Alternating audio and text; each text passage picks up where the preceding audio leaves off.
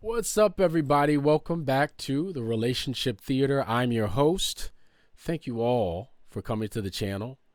Um, Today's conversation is just kind of going to piggyback off of yesterday's conversation. And what inspired it is that I guess I was talking with a friend of mine, a very close friend of mine, who's in town briefly until he travels uh, east to Morocco. And we were talking about blame. Some of you may remember I have one video where I talked about the idea of someone doing their best, whether it's a parent, a spouse, a friend, what have you. And a lot of times, in most cases, people didn't really do their best. There's a selfish component that overshadows that statement. It couldn't have possibly have been your best because maybe something or someone wasn't considered appropriately in the grand scheme of things. And so it couldn't have possibly have been your best if, you weren't completely vested in the relationship or in the people within the relationship, right? So anyway, it was kind of piggybacking off of that. And I have this thing where I believe that the blame,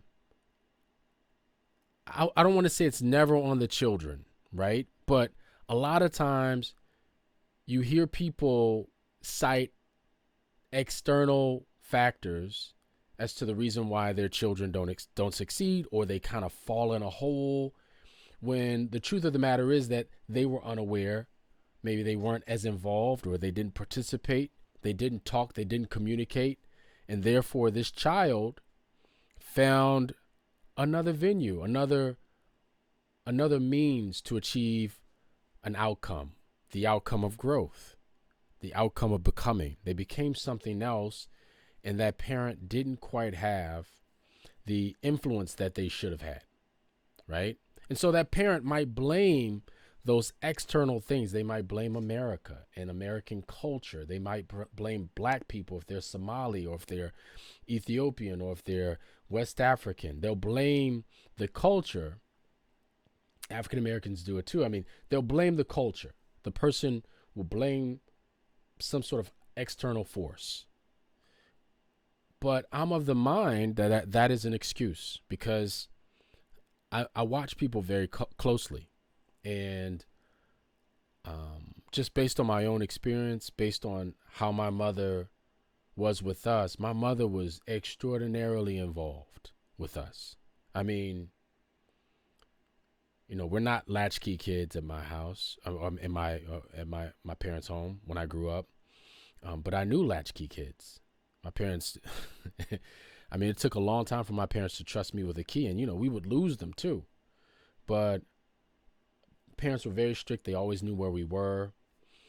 They always knew the parents of the people that whose homes I might frequent or visit. They watched those people very closely. They had a very good idea what kind of people they were, and whether or not I should go in that house or not. And my mother exposed us to a lot of things, whether it was ballet, uh, languages such as French, Spanish.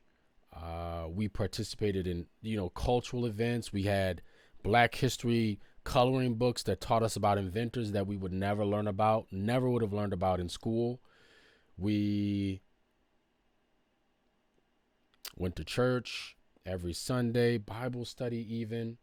And so I know the degree to which someone can be involved. And I know when someone thinks they're doing as much as they possibly can, and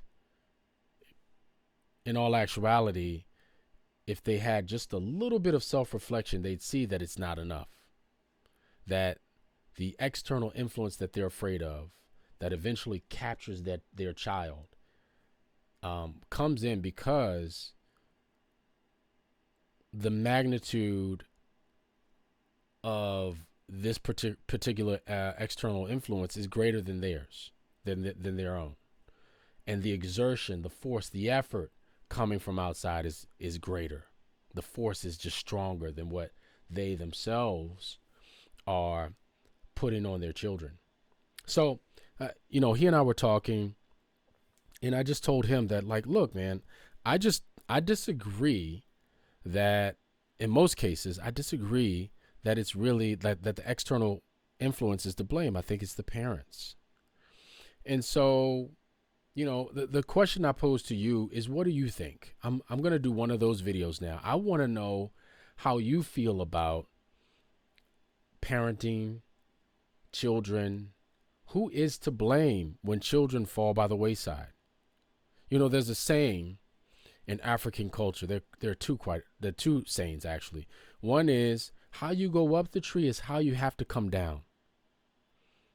And you see this in life. In life, it's climatic, right?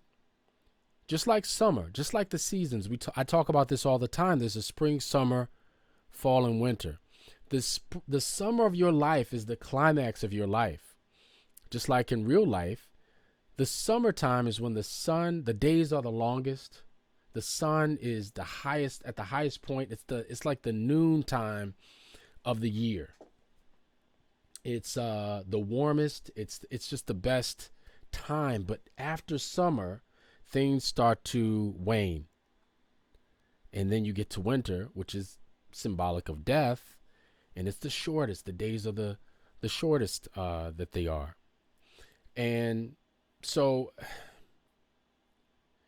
in adapting or adopting that analogy to this, I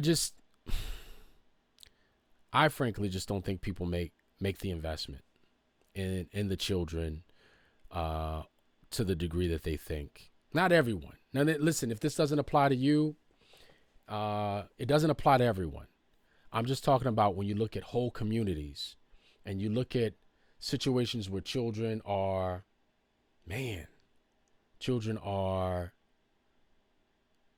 getting in trouble. I mean, big trouble.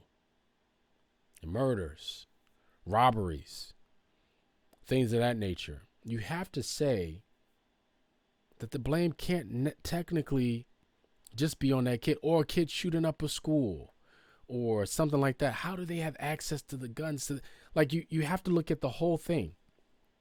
And so I'm just of the mind that it's a parenting issue.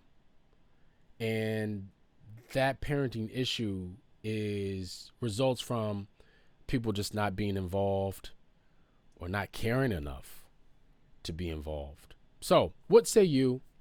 I know I've rambled on enough, but who's to blame when the children fall by the wayside?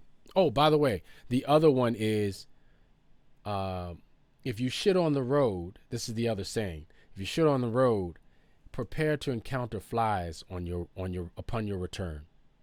Right? There are always consequences. So, anyway, be gentle. I'll talk to you in the next pod or the next video. Peace.